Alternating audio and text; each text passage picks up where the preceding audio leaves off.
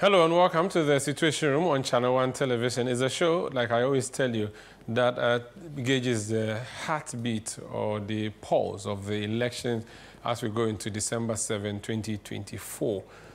The battle lines have been drawn with the balloting that has been done. We do know who is going to be on which number, and the numbers have become a point of conversation and a point of crafting of campaign messages by the various individuals who've been cleared by the Electoral Commission to run. Meanwhile, the EC itself has been sued for disqualifying some of the presidential aspirants. And while that's happening, the NDC has been demanding for an audit of the electoral roll. The Electoral Commission has responded. We'll be giving you the response, which is just coming from the EC headquarters a moment ago.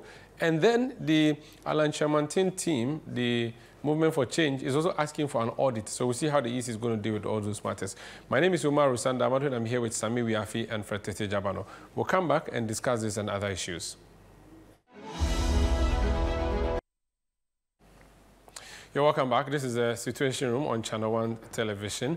My name is Umar Rusanda Amadu, and I'm here with my colleagues, Sami Wiafi, who is my co-anchor, and Fred Jabano. So I've given you a highlight of the key issues we are looking at, but the main show for today is focusing on an analysis into the elections. And Fred will help us. Fred, what are we focusing on today? Yes, so Sandra, we're looking at the Western region. We are looking at the voting patterns. We're going to look at how the Western region has voted in terms of presidential, what the trends are, the vote differences. We look at the parliamentary. We have some key parliamentary seats we'll be looking out for, where we are looking, we suspect that there will be switches, there will be swing votes over there. We would also look at areas where we feel that incumbents are likely to lose those seats, and areas where we think that even though it's going to be a hot contest, incumbents, the current incumbents, would continue to remain in Parliament, hopefully in 2025. Sounds exciting. Are you going to do just Western region, or you do it Western with Western North? No, this is Western region. Just Western region. Yes, Western region. So before we do that, Sami Wiafi, the Electoral Commission has responded to the to the NDC, which has been asking for an audit. This news is just coming through. Share with our viewers quickly. It's just coming. Remember, the NDC has been on a crusade or a campaign to get the Electoral Commission to audit the voters register, which they believe is not fit for purpose as far as the December election is concerned. They even went on a demonstration somewhere last week to press home their demand for that thing to be done. Well, just a while ago, the Electoral Commission has issued a 5-page statement responding to the petition the NDC presented to its office after the demonstration, which was held on the 17th of September this year. And it was in total 6 points in which the NDC raised in their petition, and the AC has responded to each and every petition or every point the NDC raised in that particular petition. So I'll just summarize some of the things the Electoral Commission is responding to in respect of the NDC petition. For instance, they say response to NDC's grounds for petition: 1, failure to provide provisional voter register in time for scrutiny. The Electoral Commission says it provided the provisional voters register to the NDC and all political parties on the 19th of August 2024. Thankfully, the Commission's inability to provide the provisional voter register earlier did not prevent any political party from scrutinizing the register. The live online exhibition of the provisional voter register through a short code *711*51# is still ongoing, and voters can still check their details electronically till election day. Your team can continue to scrutinize the PVR, which is the provisional voter register, and present discrepancies to the Electoral Commission. Point number 2, it says discrepancies in the voter transfer. In your petition, which is the petition of the NDC, you indicated that some 243,540 voters were transferred illegally in the provisional voter register. You allege that the said transfer were without the involvement of the voters. We wish to state that the transfers were done legally. During our press conference on the 2nd of September 2024, the Commission explained that the 2024 absent voters list and the transfer voter list provided to the political parties included all transfer undertaken since 2020, hence the higher than expected figure. That is not illegal, as claimed in your petition. What happened was the record of all transfers that took place in 2020, 2023, and 2024 and were presented in the register given to the political parties. This resulted in a higher figure recorded for the transfer, and that has been corrected. We acknowledge that our officer in Pusiga carried out 38 unauthorized transfers. The said transfer have been reversed and the officer's appointment has been terminated. For your information, our system keeps records of all transfers, including the date and time of each transfer, officers responsible for the transfer, among others. These are all visible and can be verified from the voter management system. Point 3, missing voter data. The NDC alleged that 3,957 voters previously registered were deleted from the 2024 provisional register without explanation. We wish to state that the alleged missing voters have not been deleted.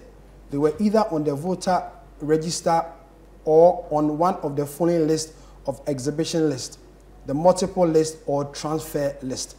The NDC is yet to provide to the Commission evidence of the 15,000 instances of unidentified voter transfer path that the party noted it has identified in the provisional voter register. As explained above, all data from registration to transfer and amendment are not deleted from the voter management system. All voters registered in the VMS can be accounted for. There exists a trial that explains each voter's movement, even in instances where voter data is corrupted. There still exists evidence, paper or electronic, of the registration taking place. This allows the Commission to identify the voter and invite them for inclusion should it be reviewed that they were taken out illegally. Point number 4, it says corrupt and incompetent voter data. The production of the provisional voter register cannot be perfect. It involves the retrieval of data from a database and formatting into a register that is presented to the public. In the extraction of the data, network error may occur and lead to the corruption of data, which is then expressed in the provisional voter register. This does not occur in the production of the PVR. However, it was detected that the affected registers were promptly regenerated during the exhibition. Remember, the NDC has also attacked the EC about the integrity of their IT system. And the response for the Electoral Commission is that the Commission is confident in the security of its IT system. The system has an audit trail that tracks all entries and modification irrespective of how many they are. It employs both physical and electronic access control policies, which utilizes either password or biometric or both. We, however, recognize that there is no perfect system. A case in point is the transfer done by an officer in Pusiga who exploited the absence of the liveline check in voter identification and used ID photos to undertake unauthorized transfers of voters. It is important to know that the Commission detected the anomaly, identified the vulnerability, and immediately put a remedy in place. More importantly, the presence of the audit trail allowed the reversal of the 38 unauthorized transfer. The system is equipped with measures to correct all errors detected. Then NDC also raised issue about the premature nomination process based on the provisional register. The EC's response is that receipt of nomination for presidential and parliamentary candidates took place after the exhibition of the voter register. Contrary to your position that it was premature because the final register was not made available for this purpose, Regulation 50I of CI 127 defines a registered voter as a person whose name appears on the provisional voter register. It is therefore lawful to use a PVR for the nomination exercise, as all persons of the PVR are indeed registered voters and can support the nomination of candidates. Electoral Commission admission of irregularities. CI 91 recognizes that there is bound for discrepancies arising out of registration exercise which are ultimately reflected in the provisional voter register. As such, Regulation 23 and 24 of CI 91 defines clear pathway to correct these discrepancies before the final voter register is printed. The Commission's admission of discrepancies in the provisional voter register was simply to allay the fears of the voter and also assure voters that the discrepancies identified were normal and unusual. Indeed, the discrepancies in the provisional voter register do not make the register unfit for election. Sammy, let me help you because it's a very longish statement. It's almost a 6-page So let me just read the last part of it. Electoral Commission's admission of irregularities, which you have just read. Electoral Commission's rejection of transparency measures. The statement said it is well known that the Commission is transparent. It has nothing to hide and continues to open its doors and processes from registration to the declaration of results to the general public. Re-exhibition of the provisional voters register. While the Commission is not opposed to undertaking another physical exhibition of the corrected PVR in the 40,000 plus exhibition centers, given the time it takes to print and distribute the PVR 3 to 4 weeks, it will not be feasible to achieve this due to the limited time to the general election. The Commission intends to implement an online exhibition of the PVR at no cost to registered voters. Voters will be able to report on anomalies with their details within a time frame to be made available to the public. The voters register will be displayed online until election day. Going forward, the Commission takes this opportunity to assure the NDC and the general public that has largely resolved all the discrepancies identified in the PVR. The Commission achieved this in 2020 and will do it again in 2024. We invite your team to the discussion table as we believe it will afford us the opportunity to demonstrate to you that the discrepancies detected in the PVR have been resolved. As a Commission, we have the view that the existing legal and administrative processes for cleaning the PVR have not been fully exhausted to justify the call for a forensic audit. We entreat the NDC and the general public to trust us to deliver our mandate. Thank you. Yours sincerely, Mrs. Jean Mensah, Chairperson of the Electoral Commission. So, key takeaways from the Electoral Commission statement, which we're just sharing there with you, myself and Sami Biafi. The Electoral Commission has made an admission that, of course, there were challenges in some places, Pusiga, for instance, and they said that they took measures to correct the anomaly that was recorded in Pusiga. So the person who was in charge of the transfers, who did that transfer without the proper approval, has since been transferred or penalized. So that is one particular issue. The Electoral Commission also says that there's no foolproof system anywhere, so definitely there will be problems. But these discrepancies, they say they are working on fixing. Sami, am I getting the summary correct? Definitely. They also said that just like the way they did, they fixed the register in 2020, they would fix it again in 2024. Now, on the issue of exhibiting the register, they said it would take them at least 2 to 3 or 4 weeks before they can even print all the provisional voters register and send it to the 40,000 registration centers for people to go and confirm. Instead, what the Electoral Commission says it will do is to exhibit the register online. So there will be a portal where you go to look through the register. And if you find your details and there's a challenge in there or you do not find your details, there's a time frame that the Electoral Commission says it will give to the public so that you can go through and make a complaint for the rectification to be done.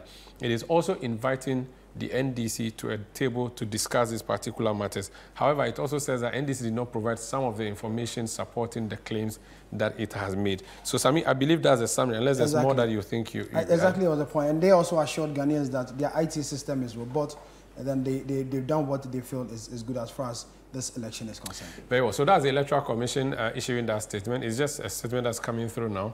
We'll get the NDC to hear from them if that would solve their problem. They've asked for forensic audit. The Electoral Commission says that will not happen, but we're going to do an exhibition virtually or online exhibition where you can go and check your records, and that they are promising that they will deliver a foolproof register for the election to be exhibited throughout online. This is the Situation Room on Channel One Television. My name is Umar Rusanda Amadu. I'm here with Sami Biafi and Fretete Jabano. We take a break. When we come back, we'll go to the Western region and see how the voting pattern has been historically and some of the predictions that we can make here. Stay with us.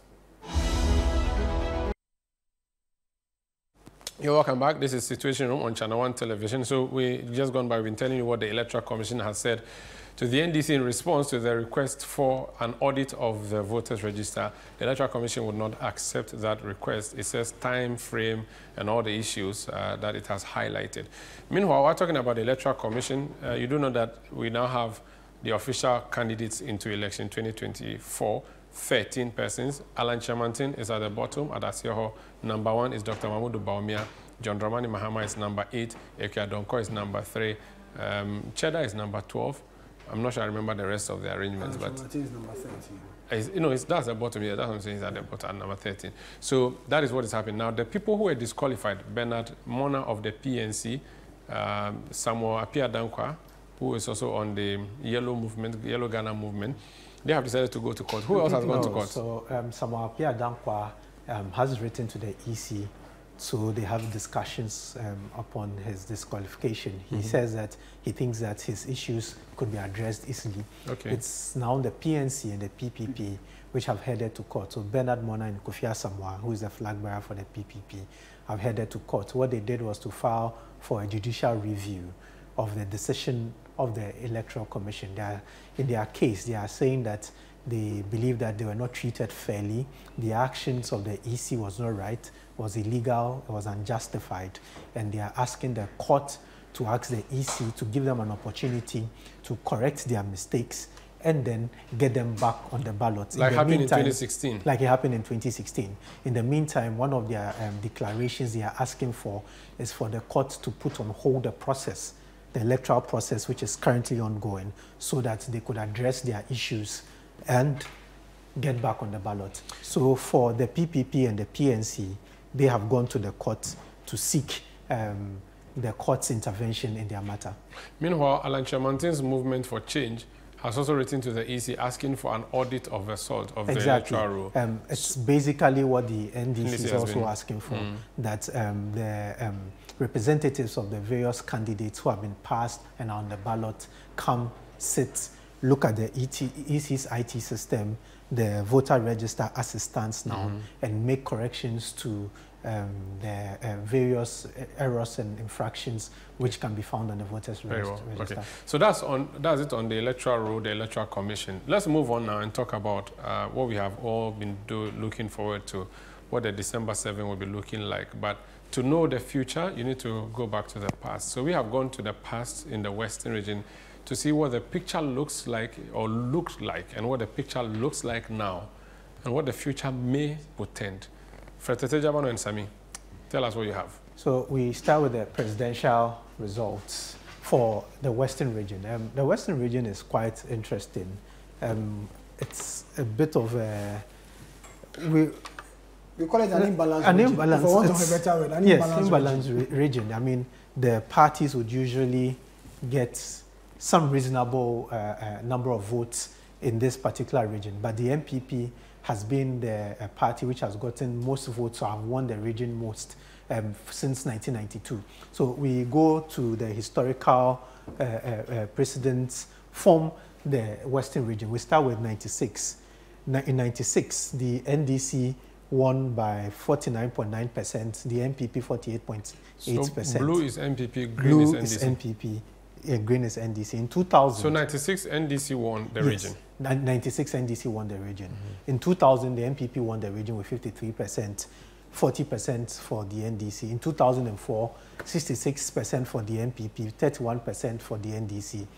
In 2008, 51% for the MPP, 39% for the NDC. In 2012, 47% for the MPP, 50% for the NDC. So in 2012, the NDC won that particular region. And in 2016, 55% for the MPP, 41% for the NDC.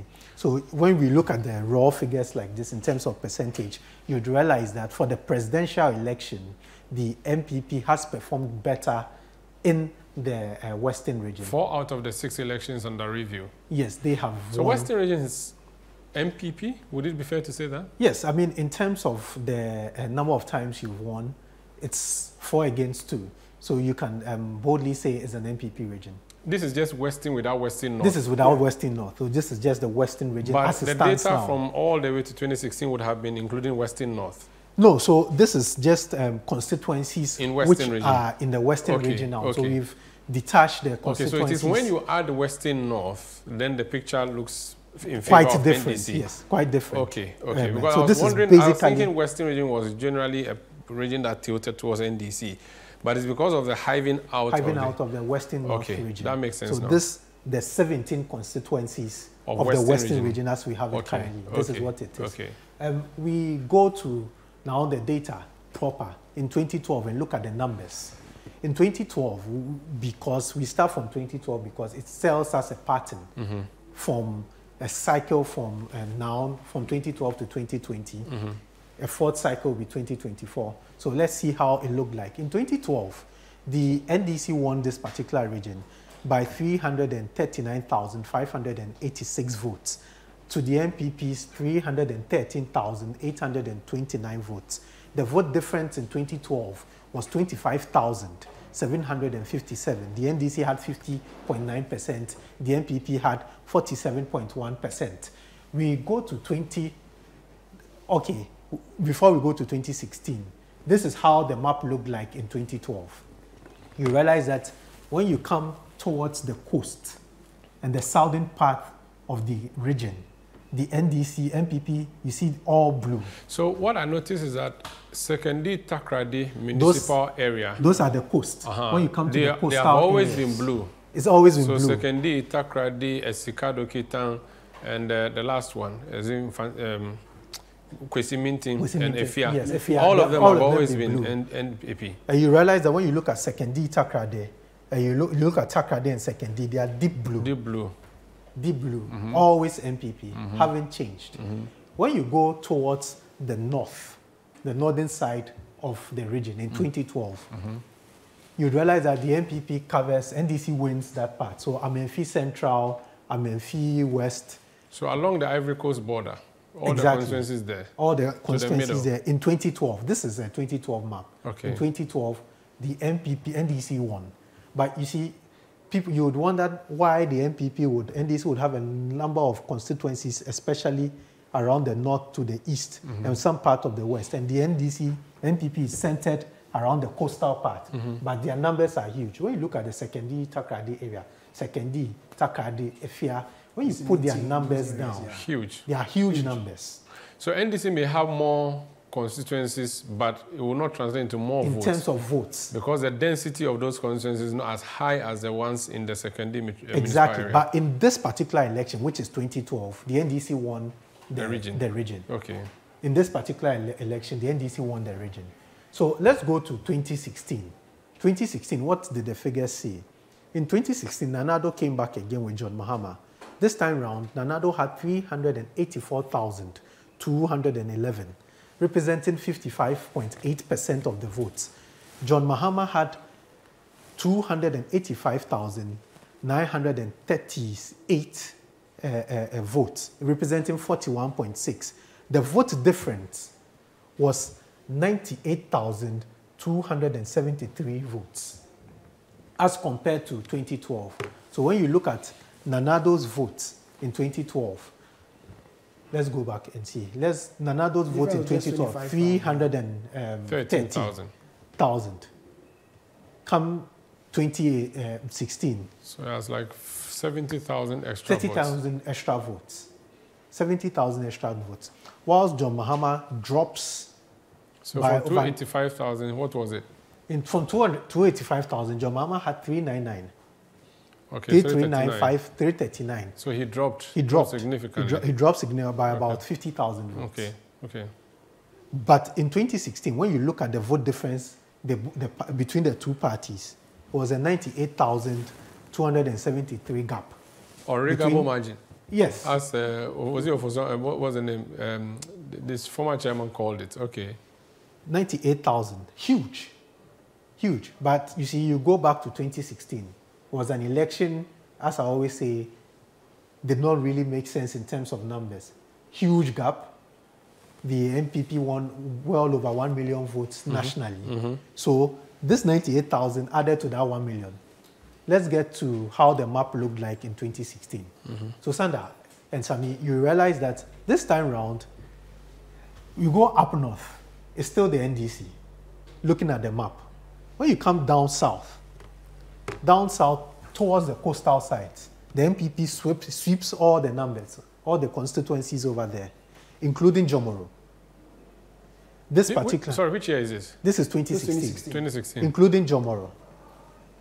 Which used to be held by Samia Yabankrumah. Yabankrumah. the NDC won this particular constituency in 2012. In 2016, they lost it to Nanado. And the NPP managed to keep all their constituencies. But there was one up there. Amenfi West. No, the top. Yes, Amenfi East. Okay. You had Amenfi East constituency, which the NPP won in 2012. They but lost in 20, NPP won in 2012, but lost in 2016. 2016, okay. Amenfi East lost in 2016. So what they lost there, they gained in Jomoro? They gained in Jomoro. Okay. But then we come back again, we see the numbers here. Huge. Huge. Giving Nanado victory in 2016. We come to the 2020 elections. The 2020 elections, Nanado jumps to 439,605 from his over 300,000 votes. 380,000. 380,000 votes. To John Mohammed's 398,573 from his 280-something thousand votes. When you look at the difference for John Mohammed's vote, he gained about 100-something thousand votes. So Muhammad did so in 2020, well, but still, he didn't win the region. He did so well, but he didn't win the region. Because the vote, the difference, it used to be 80,000. Now it's 41,000. 41,000. So half. Half. Muhammad clawed back like half of that. Half of that vote. Okay. But still couldn't win this region. particular region. And let's look at some of the themes which played in the presidential elections in 2020. In 2020, there was the Free SHS campaign by the NPP. There were issues of cost of living by the NDC. At the time, it tells you clearly in 2020, there was Galamsey in 2020. There was the ban on small-scale mining, especially in the Western region. When you go to the Western region, there are a lot of areas in the Western region which had mining activities taking place. And NPP lost in those mining areas. The government had launched a campaign against illegal mining. With the exception, I think, Takwan Swayim. With the exception of Takwan, NPP lost all the mining areas within the constituency. And you would realize that in 2020, from 2017, there was a ban on small-scale mining. After the ban was lifted, there was this gallant stop where you had military men coming through the region, Operation Vanguard, going through the region, arresting people. And you had these miners complaining and agitating over the issue. It went on the NPP went on to suffer for some of those decisions they made alongside within the 4-year period. So it helped the NDC gain back 100 and something votes. And don't forget that in 2020, one of John Mohammed's message was that he was going to bring back mining, grant amnesty to a lot of small-scale mining, and ensure that the people, the young men and women in the, within the region who do not have jobs will be allowed to mine in a more legal way, legalize it for them to mine. So this went a long way in helping John Mahama in the 2020 elections in the Western region. Let's look at how the map looked like in the 2020 elections. NPP still maintained Jomoro. But what happened? They go back to win Amenfi East.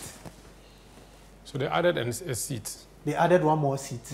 One more constituency, not a seat, but one more constituency, yes, in the Western region. So you have Jomoro remaining blue in 2020. Amenfi is coming back to blue in 2020 in the presidential elections. Apart from that, Amenfi Central, Amenfi West, all fall for the NDC. The NPP, as usual, keeps their stronghold, the coastal part, eastern coastal part of the region. The capital area. The capital, Sekendi, Takrade, Fia, all of them go for Nana Akufo-Addo. So you make a lot of numbers and it jumps. So you realize when you even take look at the region and you look at the map, it almost tells you that maybe the NDC is winning a lot of the constituencies, but the numbers is about numbers. So you may win the constituency, but with what margin? But there are a lot who also argue that in places where the NPP wins more are populated areas.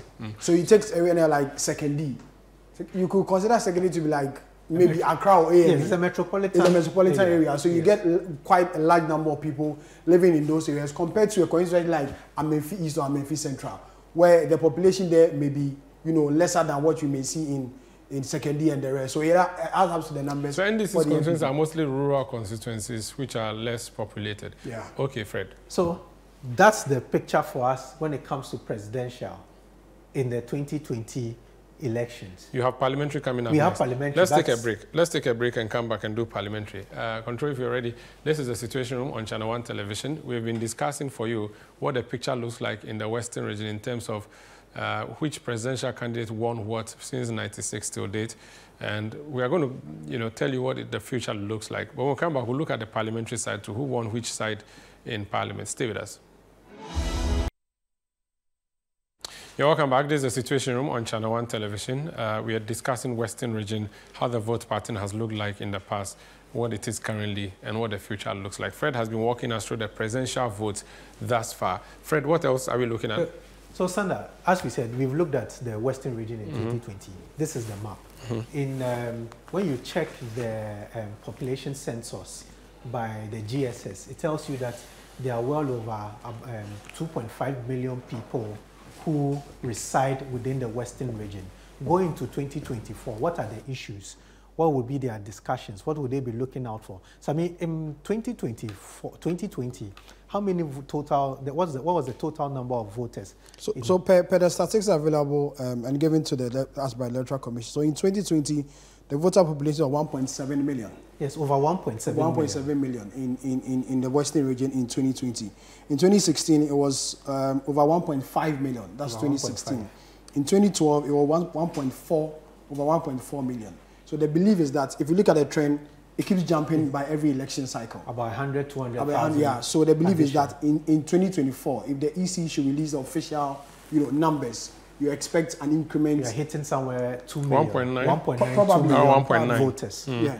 Because per the census, we have over 2.5 million Ghanaians living in the Western region. Yes.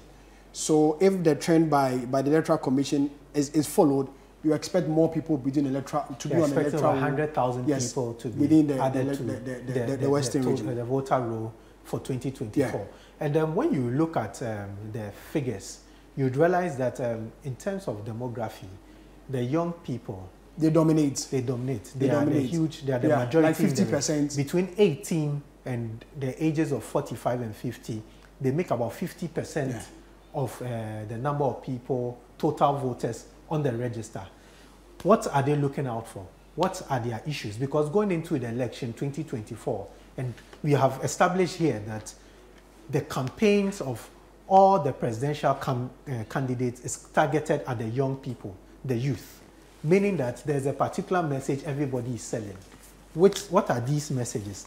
Are these messages going to go down well with the people? Some of the messages include unemployment, infrastructure, the cost of living. And because of what we earlier discussed, the Western region is more or less like a cosmopolitan area, especially within the southern part. That one will come up a lot. Cost of living, infrastructure, and other factors may also flow. But don't forget, within the Western region, one major thing which would also come up is mining. Galamsey. It's Galamsey, mining. Don't forget that in 2020, it affected the NPP in the election. In 2024, what is government going to do about this issue of mining? Already, there have been calls for the ban of Galamsey or small-scale mining. And the government is being reluctant. Because if you want to talk about it based purely politically, you put aside every other thing you want to talk about it about purely political, it's going to be a very difficult decision the government has to make.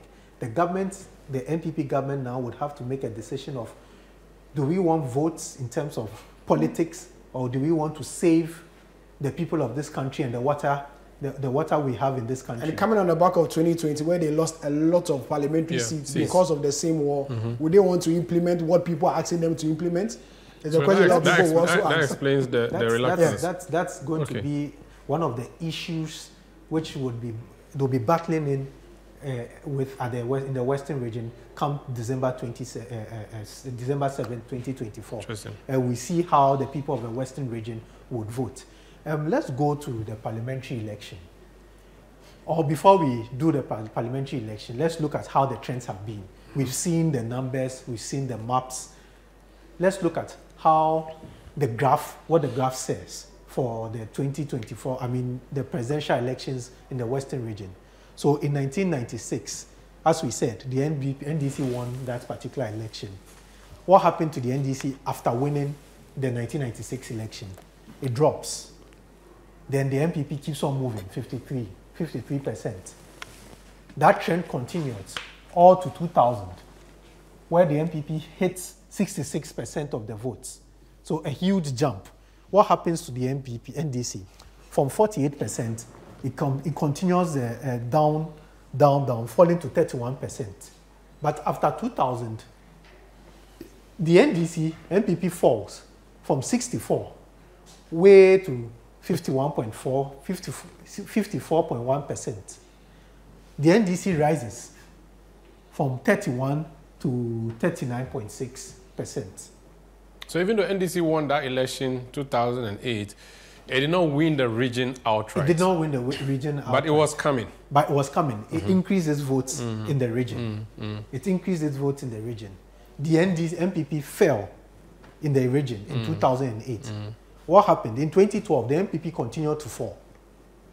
It fell to 47. Below NDC now. Below NDC. The NDC won by 47. So from 54, you see, from 2066, which was the highest, the MPP began dropping in the region. And it was a huge drop. NDC won that election 2012. NDC won that election 2012 because NDC has started rising after 2000. In 2012, NDC won. Now NDC starts falling again. Now they start falling again. And it fell in 2016. There was a huge fall in 2016. In 2020, it rises. MPP rises in 2016, but falls in 2020. So and NDC is rising again. NDC is rising again. So if what happened between 2004 to 2012 is anything to go by. If you want to go by the 8-year cycle. Yeah. If you want to go by the 8-year cycle, 96, 2000, one party rises, MPP rises. So 8 years down, 8 years up, 8 years down. 8 years up. No, but so wait, 2000. 4 years up. 4 years up, 96 4 years. But MPP rises after the 4 years, and they continue to rise to 2000. It rises. So MPP had done this for 8 years, 96, 2000, 2004. They rise 2000, 2004. So 8 years up. 8 years up. Then in 2008, it drops. So they dropped the first 4 years, but are removed in the next 4 years. Yes, they dropped the first 4 years, 2004, 2008, and in 2012, the next 4 years, which is an 8-year cycle at that point. So, but you see, what I'm looking at in the 2012, 2016, 2020 is that MPP is supposed to ordinarily start rising from 2012. MPP has risen, and it keeps rising till it gets to 2020. Yes. NDC is falling. And rises in 2016. Up to 2020. No, NDC is falling up to 2020. Now, what it means is that NDC then is supposed to start rising in 2024. If you want to look at the graph, and MPP how falls. The voting pattern has gone. Oh, they are really the swing region, aren't they? No, but you cannot compare their figures to the central region. I know, but I'm just saying that, yeah, but so it's 8 year, 8 year. Yes, about 8 years, 8 years. Okay, let's move forward. Now we go to parliamentary. There are 17 seats within the within the region. The Western region. The Western region. In 96, 8 seats for the MPP, 3 seats for the NDC. At the time, it was 11. 3 for MPP, 8 for NDC. 8 for NDC, 3 for MPP. At the time, it was 11. In 2000, 8 for NDC, MPP, 5 for NDC. This time round, the number of seats had increased from 11 to 13. In 2004, 10 MPP, 3 NDC. 2008, 9, MPP, 5, NDC. 2012, 7, MPP, 10, NDC. 2016, 13, MPP, 4, NDC. So the parliamentary seats don't behave like the presidential one? No. They are not doing 8 years, 8 years? Once you win the election, the presidential, whoever wins the presidential election wins majority of the constituencies. Okay, so 96 NDC won the general election, won 8 seats. Yes. 2000 MPP won 8 seats. 2004 as well. 2004 MPP won the election. They won 10 seats. No, but in 2008, NPP lost the election but won So apart from 2008, all the other years for election, the presidential winner had always won the majority of the seats in the constituency. Okay. But in 2020, the 2020 seats now is 8-9. MPP has 9 seats, NDC has 8. Yes. Now we go to some of the constituencies we looked at in the region, which we feel are close to call. We may also call them, some of them are swing, some of them are unpredictable. Some of them are swing, some of them are unpredictable, some of them will be very close to call. One of the such constituencies is Esikado Ketan. The constituency of the husband of the Ghana Bar Association president. Forgive me for the elaboration. The constituency of the former Minister of Railways. Former Attorney General. Former Attorney General. Former Deputy Speaker of Parliament. Current board chair. Former Chairman of the Cash for Seats Committee of Parliament. Honorable Joe Gatti. Thank you. This has been his constituency. Since 2004. 2004. He has been winning this constituency without any difficulties. Since 2004, he's been winning this constituency without any, nobody has removed him. And the margin, the gap is quite huge. He's done that consistently since 2004. But what happened in 2020? In 2020, a certain Dr. Grace Ayenso Dankwa came to cause him problems. From the United States. Came to cause him problems. Headache. And I remember the night of the election where we're hearing rumors of Jogate losing that particular election. We'll still discuss the constituency, but let's look at the figures from 2012. 2012, as I was saying, Jogate had 24,442 votes, as against Thomas Brown of the NDC at the time, who had 16,767 votes. You see the gap. It was a comfortable win. A comfortable 10,000 difference. Yes. About a 10,000 vote difference in 2012. In 2016. Actually, 8,000, is it not? Yeah, 8,000. In 2016, 24,041 votes. Jogate still maintains that his 24,000 lead, as against the NDC's 14,412, about a 10,000. So NDC reduces further by 10,000. 2,000 votes. So the thing becomes at 10,000. This is in 2016. Okay. Then, fast forward 2020, what happens? Jogate now moves by 2,000 votes, from 24,000 to 26,000. But what happens now? NDC increases from 14,000, 10,000 difference to 24,000. Wow. Again, 10,000 votes. Let's look at the percentages. NDC's win in 2020, NDC was 47%. Let's see what it was in the previous ones. So NDC's win has always been 40%, 36%. 36 between the 40s. And they've gone to 47%. 47%. That's big. In 2024, what is going to happen? Jogate decided not to run again as a member of parliament for that particular constituency. Probably looking at his performance over the years and seeing what happened in 2020, probably he sends the message being sent to him by the constituents. Or he's tired. He wants to go and rest. Probably he got tired. No, but if you're a politician and you realize the situation is not well for you, you get a sense that. Oh, but maybe he's you get a sense that it's not good for me to to go again. No, he went to run for flag bearer. He didn't win. You cannot go to the flag bearer. But in 2016, that was the first time. to 2020, he went to run for flag bearer and went back to Parliament. He went back to Parliament. But this time, the grounds were not good for him.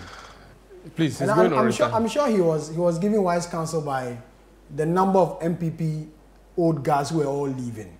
And so he was giving wise counsel that why don't you join us?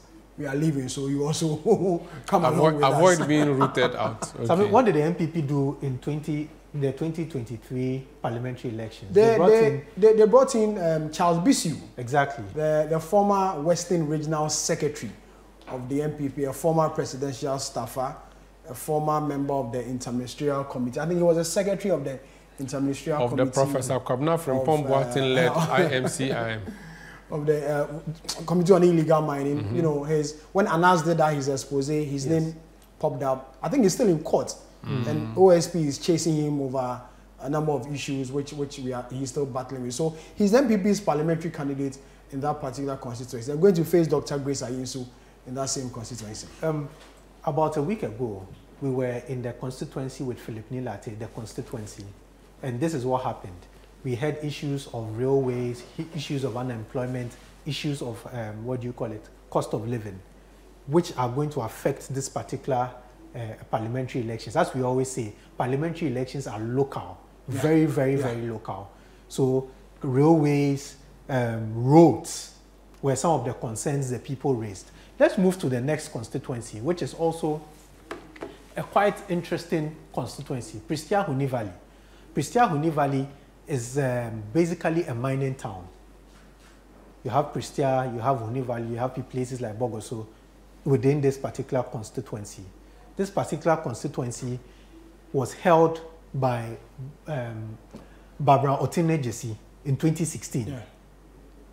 But what happened? She lost that particular constituency to Robert Wisdom Kujo of the NDC. Because of government fight against illegal mining. Mainly because of government fight against illegal mining. She was then deputy minister. Tourism. Of tourism at the minister, time. Minister of tourism Minister at the time. Yeah. She was one of the shocking exits in parliament in 2020. Mining. And she lost bigly. Yes, she lost bigly. It told you what the people take their mining for. 40%. And the issues of mining within the constituency. And it's not that the people were visibly... I remember when Nana Akufo-Addo went, I was then part of the journalists on the campaign. And they told you visibly that because of what you have started, we will vote against you and your candidate. We'll show you Pepe. Yeah, they told him point blank in that particular constituency. Within that constituency, let's see how it's voted over the years. In 2012, the NDC won by 39,808. In the MPPs had 31,209. In 2016, that is when Barbara Otinejesi appeared and won by 36,444, with Robert Wisdom Kujo losing 32,000. So she in did 2020, she came, Robert, who lost to her in 2016, came back to beat her by that huge margin. Let's quickly move on to a next and in the same Prestia-Huni, in 2020, it will be a repetition of the two. Yes. Because Barbara is the MPP's candidate for the same constituency. She's currently the board chair of the Minerals Commission. And so a lot of people say that, you know, who knows, something might change in that election. Yeah, as we say again, issues of mining will come up. How government handles mining within this period would go a long way to see how the politics is played in that particular constituency. Evaluate Ajomorodua.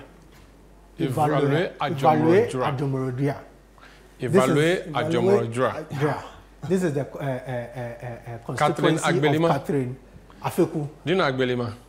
Of course, the thing they use for Banku. Thank you. Say it's your favorite food. So Agbelima.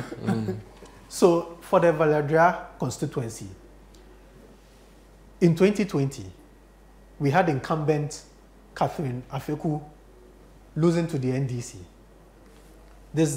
Losing to the NDC's Kofi Akonokoe. She lost that particular election. The NDC had 19,830. So Fred, I think your graphics yes, Kofi should have been the one. Kofi should have been down. Then Catherine Afeku goes up. Because she lost that election by about 3,000 votes. 3,000, 4,000 votes. But how has that constituency voted over the years? In 2012, the MPP, the NDC won this seat. This time round, it was the same Catherine Afeku who was incumbent. Lost that seat to the MPP's Kweku Kese. She came back in 2016 and won the seat. Then the next election, she lost. That is in 2020. So she's in and out. She's back again. She's back again. She's a candidate now. Yeah. She's back again. It's going to be the same race, the same repetition between Kofi Nokoi December and Catherine Afeku. Interesting.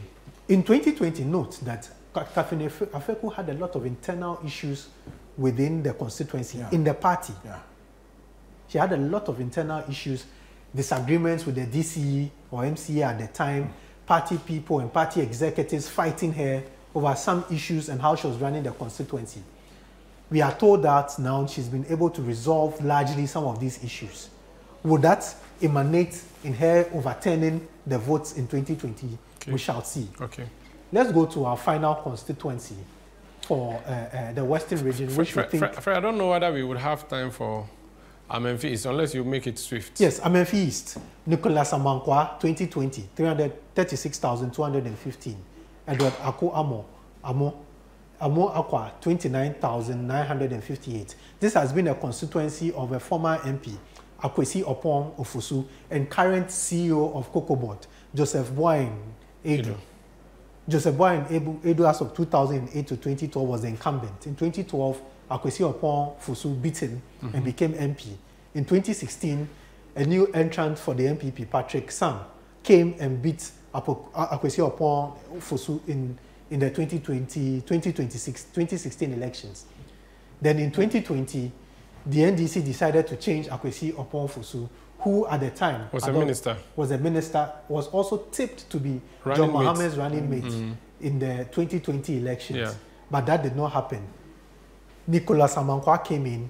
He won by 36,215 against beating Edward Akwa, the incumbent, by 29,000, about some 6,000, 7,000 votes difference. This has been the Western region.